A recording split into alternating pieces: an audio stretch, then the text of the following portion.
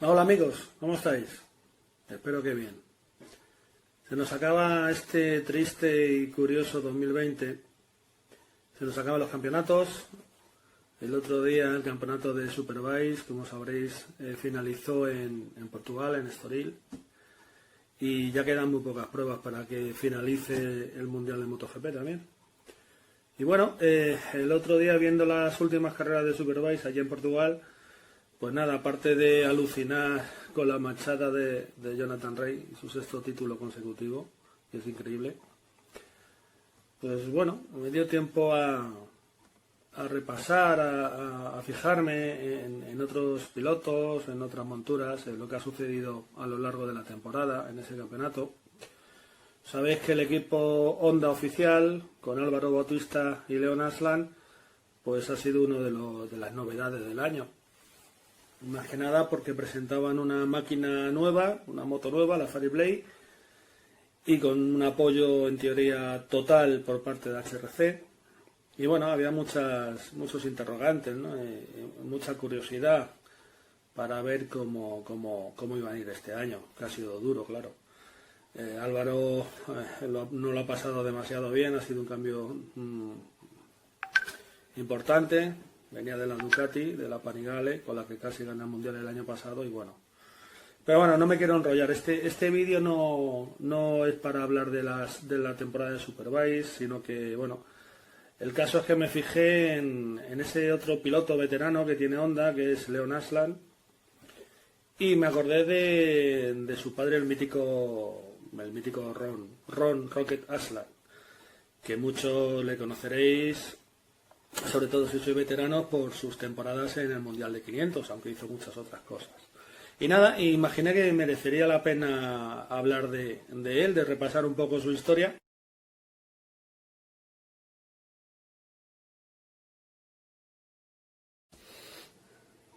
La verdad que la historia de Ron, el piloto de las patillas a lo Curro Jiménez, es una historia, por lo menos para mí, increíble. Ha sido un piloto rápido, polivalente y muy precoz, que empezó ganando muy pronto, de joven, como ahora veremos, y que es un tío que no perdió la pasión a pesar de las tragedias que también sacudieron su familia. Pero bueno, vamos a empezar por el principio. De todas formas, digo, es muy interesante bucear en su historia personal. Pues nada, nació en 1956. Sabéis que era una familia numerosa, la de Ron. Vivían en el condado de Versailles, en la ciudad minera de Langley Mill. Esto está al norte de Nottingham, para que os hagáis una idea. Y Aslan G inició su carrera deportiva muy joven, en 1972, con solo 15 añitos. Corrió con una Norton Commando 7,5, que era propiedad de sus hermanos Phil y Terry. Y empezó en el famoso y bello circuito de Camberwell Park. Ya sabéis, el bello trazado del famoso salto. Allí, en esa prueba, terminó séptimo y octavo, en condiciones de lluvia. Casi nada. Luego, pues eso, siguió corriendo en el año 72, 73. Justo a continuación, en el 74 tuvieron la tragedia de su hermano mayor, de Phil, en un terrible accidente en la prueba Oliver Mount. Y bueno, ese año Ron se retiró el resto de la temporada.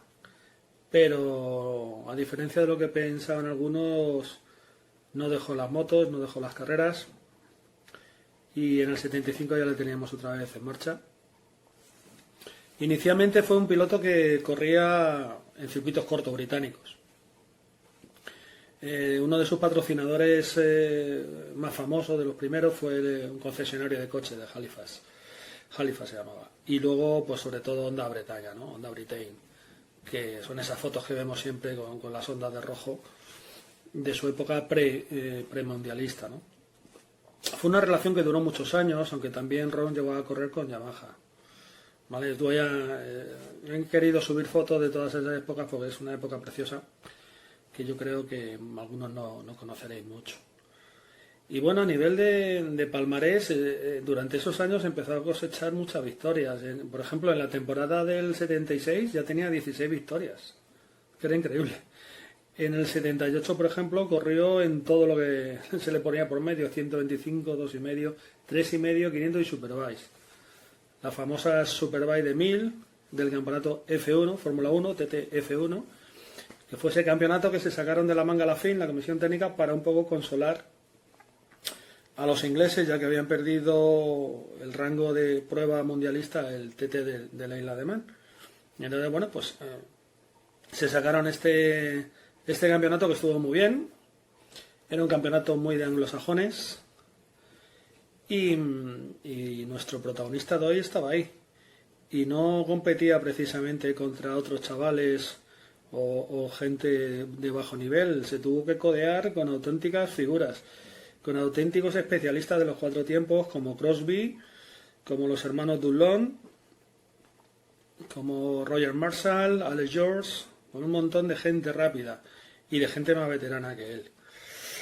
También compitió Ron en esos años en pruebas de resistencia. En Suzuka consiguió en el año 79 una segunda posición. En el Gran Premio Macao, a lo largo de los años, se llevaría también bastantes victorias. Vamos, que este hombre se está convirtiendo en todo un referente nacional. Un piloto con una proyección brutal. Y bueno, pues eso, solo había que ver un poco el palmarés que obtuvo a finales de los años 70. Fue subcampeón del mundo, británico de 7,5 en el 75, en el 76, en el 77. Terminó en segundo lugar en el British en la Fórmula 1 en el 78. Desde el 79 al 84 ganó otros 4 títulos británicos, y etcétera, etcétera. Vamos, estaríamos aquí media hora hablando. Y Macao, como os he dicho, también venció varias veces, creo recordar que 6 veces. Todo esto antes de desembocar en el Mundial de 500. Y volviendo un poco a lo que hemos comentado, no sé, resulta curioso, ¿no?, en estos tiempos, que un piloto que luego sería mundialista corriese quizá, ¿no?, tantas pruebas de la Road Race, pero claro, era inglés. Y en aquellos tiempos pues había pilotos que compaginaban ambos mundos. Estos dos mundos que ahora vemos están totalmente separados y diferentes, ¿no? Las carreras en carretera y las carreteras de los mundiales, ¿no?, de circuitos cerrados. Pero como he dicho antes, Aslan estuvo allí y solo hay que ver las fotos que estamos aquí poniendo para ver con qué figuras tuvo que medirse.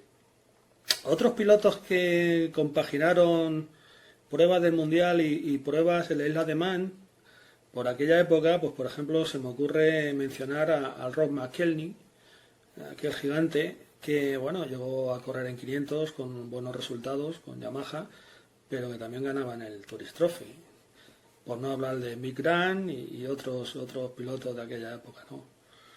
El triste caso que se me ocurre ahora mencionar es el de Pazenen, que sabéis que bueno, estaba visto que iba a ser un campeón del mundo de 500, pero en el 78 lamentablemente le obligaron a correr en el Tourist Trophy. Él quería centrarse en el Mundial de 500 para luchar contra Kenny Roberts y Barry Sheen, pero bueno, digamos que Suzuki o el importador le obligó.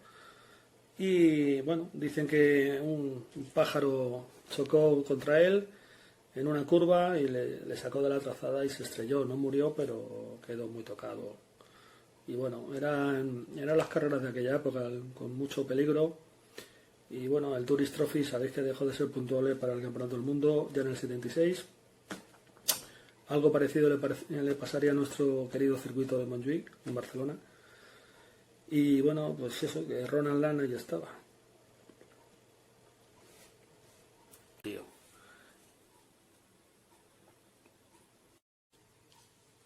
A finales de los 70 y principios de los 80, Aslan vivió y corrió en un ambientazo brutal de competición. Mientras que en Estados Unidos, en el campeonato AMA, triunfaba las Superbikes preparadas, en Inglaterra, digamos que iban incluso un paso más allá. Y había competiciones donde incluso mezclaban motos de carrera de 2 tiempos con motos de 4 tiempos. Voy a intentar subir una foto donde se ve a Mamora y a Aslan, cada uno en un tipo de moto. Es una foto que resume muy bien todo aquello.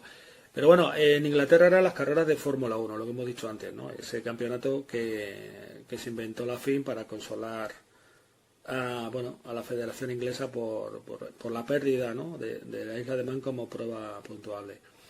Y en ese campeonato de Fórmula 1 estaban todos los grandes, los que hemos mencionado antes, Dunlop, Marshall, etcétera, también Crosby, que fue uno de los grandes triunfadores, y máquinas increíbles como la XR69 de Suzuki, que era otro invento propio de la época, y era meter el motor de una Suzuki GS1000 en el chasis, en la parte ciclo, de una RG500 de Mundial de Velocidad. Básicamente era eso, una potencia alrededor de 140 caballos.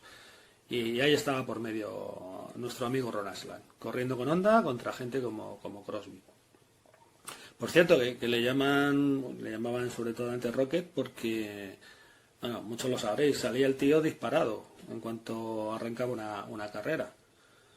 ¿Vale? Luego, con el paso de las vueltas, iba, digamos, perdiendo un poco de fuelle, incluso haciendo un pelín de tapón a veces, pero salía disparado.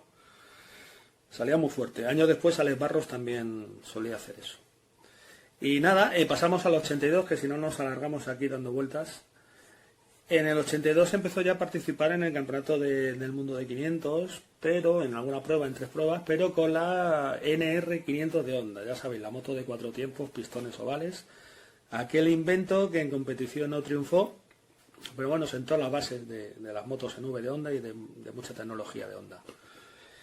Y en el año 82 ya estaba dando, digamos, sus últimas bucanadas, pero bueno, ya la habían probado y sufrido Katayama, Mick Grant, incluso Freddie Spencer de manera esporádica, y Aslan pues tuvo que lidiar con ella en algunas carreras sin éxito, ¿no? Por lo menos ganó, en otro orden de cosas, el Gran Premio de Macao con una RS1000. Y eso es un poco lo que vamos a hablar del año 82 de Aslan. Ya empezaba a centrarse en lo que sería el Mundial de Velocidad de 500, donde empezó ya a correr asiduamente.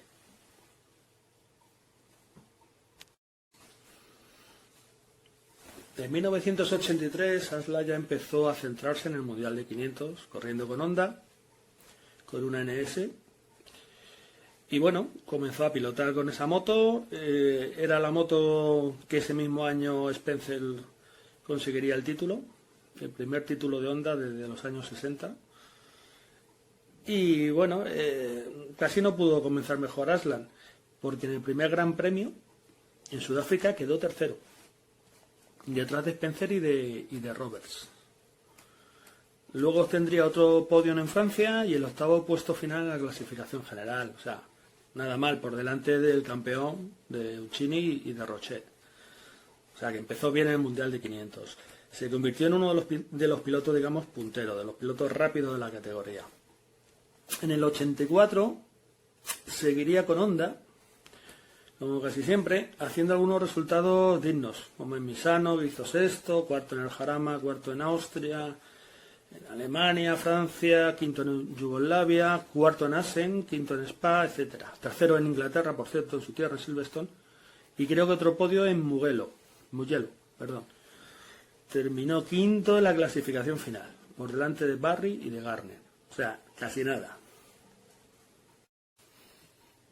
Y bueno, llegamos al célebre 1985. Ese año mágico para Freddie Spencer y para Honda, consiguiendo el doble título en 2,5 500 con esas Hondas pintadas con los colores de Romance. Y un mundial muy interesante. Ya no estaba Kenny Roberts, ya no estaba Barry Sheen, pero estaba Spencer a tope, con ese desafío de correr en 2 cilindradas el mismo día. Un esfuerzo titánico que, bueno, le pasó factura, por desgracia. Y bueno, en 2,5 luchaba con pilotos, por ejemplo, como Tony Mann, como Carlos Lavado, que era iba a decir el vigente campeón, pero miento, en el 84 fue Cristian Serrón. Y en 500 Freddy pues luchaba sobre todo contra Eddie Lawson, ¿vale? Y bueno, pues nuestro protagonista de hoy, Ron Aslan, estaba por allí, por supuesto. En 1985 seguía corriendo con Honda, por supuesto, y logró buenos resultados, aunque la victoria se le seguía escapando. Tuvo algunos momentos propicios para ella, pero no pudo ser, no ganó ningún gran premio. consiguió un cuarto en Sudáfrica, un sexto en Mugello, cuarto en Yugoslavia, el célebre segundo puesto que consiguió en Assen, ya sabéis, aquella carrera en agua que ganó Mamola, y que, si no recuerdo mal, fue la carrera en que llevaba una cámara, una primitiva cámara onboard Aslan en su Honda, ¿no? Creo recordar que fue esa carrera, pero bueno, ganó Mamola y Ron se quedó segundo y bueno, pues no pudo ser. También consiguió un sexto en Spa, quinto en Le Mans, tercero en Suecia, en fin, hizo buenos resultados. Y nada, ya de cara al año 86, digamos que comenzó una etapa para Aslan que yo ya suelo definir como, digamos que había pasado sus años más guerreros, más punteros, y empezó a ser el típico piloto rápido con experiencia que se mete en muchos proyectos, ¿no? Muchos tinglados. Y bueno, pues del 86 al 88 Aslan participó en el proyecto francés del EF. Que muchos recordaréis, aquellas máquinas tan especiales con horquilla, digamos, monobrazo, suspensión monobrazo delante, con motor Honda. Y bueno, fue un invento espectacular, pero claro, restaba competitividad al piloto, ¿de acuerdo? Y bueno, Aslan ganó por última vez en Macao ese año, en el 87, quiero decir, ¿vale? Y alguna carrera la llegó a hacer con la NSR 500 en el Mundial, pero él estaba centrado con la LF. Entonces, bueno, insistir en que, en opinión de algunos aficionados, pues pensamos que esos años, entre comillas, los desperdició como piloto. No como probador, obviamente, pero quizás, pues bueno, esas temporadas, al no contar con una moto realmente competitiva, pues ya ni siquiera podía optar al podio.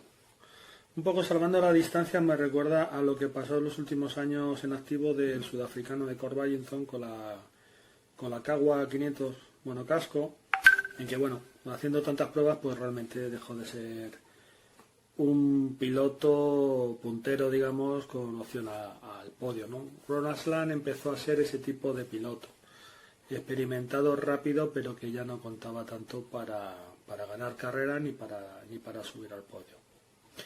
Y bueno, eso hemos dicho que del 86 al 88, proyecto LF. Nos vamos al año 89, un año muy interesante, gracias a, como sabéis todos, a Kevin Swan y a Wayne Rainey, a ese duelo titánico, sin olvidar, por supuesto, al que sería campeón, Eddie Lawson.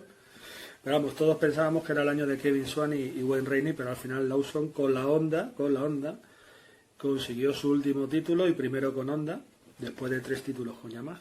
Y bueno, en ese año 89 tenemos a Aslan compitiendo con Suzuki como compañero de Kevin Swan. ¿De acuerdo? Tampoco cosechó demasiado buenos resultados, aunque algunos sí. Varios séptimos en Austria, Australia, Jerez, algún octavo, algún sexto, en fin. Y creo que quinto en la última carrera en Brasil, donde se proclamó campeón Lawson. Y bueno, terminó el año octavo en la clasificación provisional. Recuerdo que decía que la manera en que conducía Kevin Swan para él resultaba imposible, sobre todo en las entradas a curvas, las frenadas, etcétera. Pero era una delicia verle correr a este hombre, con la Suzuki también, por supuesto, con ese estilo suyo inimitable, ahí acoplado a la moto también y con esas inclinadas de infarto, mucho más agachado que Kevin Swan en la Suzuki. Si os fijáis en las fotos era tremendo la diferencia entre uno y otro. Para mí fue la última, bueno, para mí yo creo que estadísticamente se puede demostrar, fue el último año competitivo de verdad de Ron Aslan en la categoría de 500.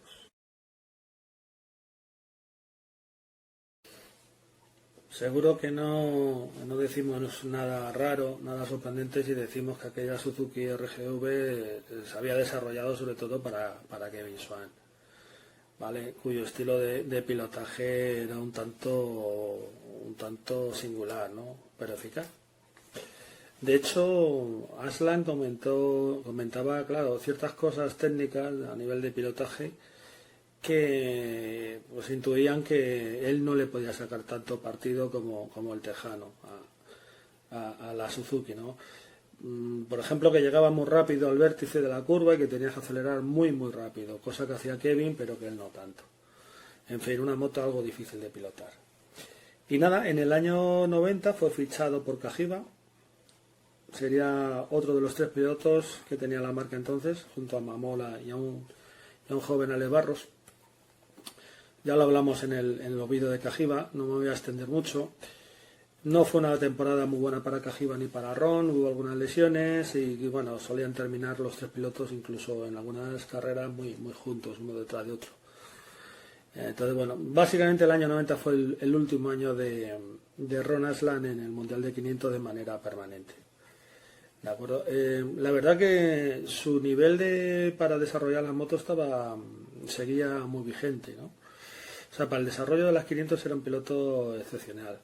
De Cagiva solía comentar alguna cosa como que el carácter de la Cagiva se resumía en que no era especialmente buena en ningún aspecto, digamos, concreto, pero tampoco tenía grandes fallos. Entonces era una máquina, digamos, neutra. Era complicado sacarle buenos tiempos por vuelta, pero bueno, él quería cambiarle sobre todo el tren delantero, por lo visto. Pero en Cagiva y quizás los otros pilotos como Mamola, que tenían más peso, pues no estaban por la labor, ¿no? Todo el cambio de la revolución en Cagiva llegó con Eddie Lawson ya en el 91. Y bueno, pues al 91, ¿qué decir de qué podemos contar ya de Ron Aslan?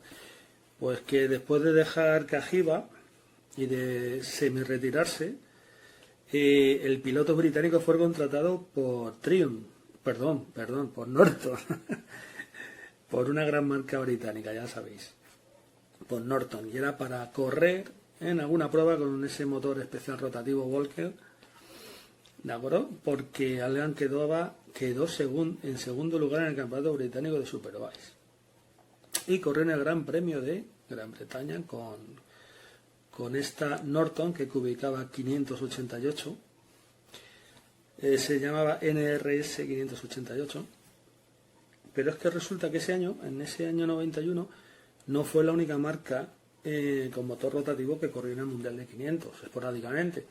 Meses antes en Australia participó otra moto británica que se llamaba Rotor, que era el proyecto de un antiguo ingeniero de Norton, y bueno, y salió a carrera en Australia, en Easter Creek, creo recordar que fue, en Easter Creek, y puntuó.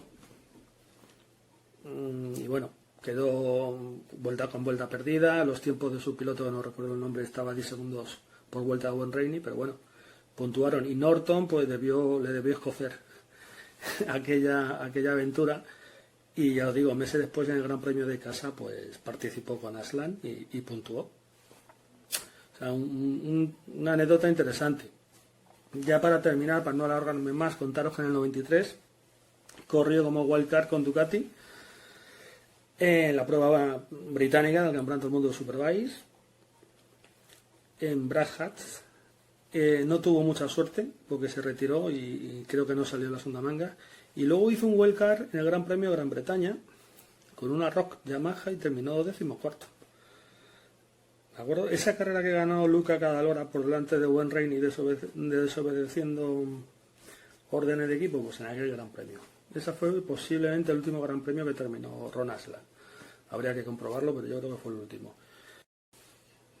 Un dato curioso, en el año 2000, en el Gran Premio de Francia, tanto Ron como su hijo León participaron en el mismo Gran Premio. El hijo en 125, con un El Tallet debutando, y el padre en 500 con una Honda bicilíndrica del equipo Saab Sport. Y bueno, no tuvieron mucha suerte, pero es curioso que padre e hijo participen en un mismo Gran Premio, ¿no? Es curioso. Ninguno de los dos llegó a salir a carrera por lesiones o porque no se clasificó, en fin, pero bueno, fue gracioso. Desde entonces pues ya sobra decir que Ron ha estado muy pendiente de la trayectoria de la carrera deportiva de su hijo, aconsejándole, bueno, acompañándole a un mogollón de carreras. Durante estos años del Superbike lo hemos visto muchas veces en los bosses. No os cuento nada que no sepáis. Y nada, una pena que Ron nunca ganara un Gran Premio de 500. Siempre seguro que le queda ese regusto y bueno, hubiera estado muy bien, porque al final consiguió varios podios, pero nunca una victoria, una pena. Y creo que con esto terminamos, porque creo que el vídeo se alarga un poquito. Me hubiera gustado contar más cosas, sobre todo de su etapa anterior a LF, que quizás es la etapa más jugosa, cuando era más competitivo, pero bueno, no hay mucho más tiempo. Así que nada, espero que os haya gustado y en comentarios, por favor, indicarme todo lo que consideréis oportuno. Así que nada, salud y gasolina para todos. Venga, Gur.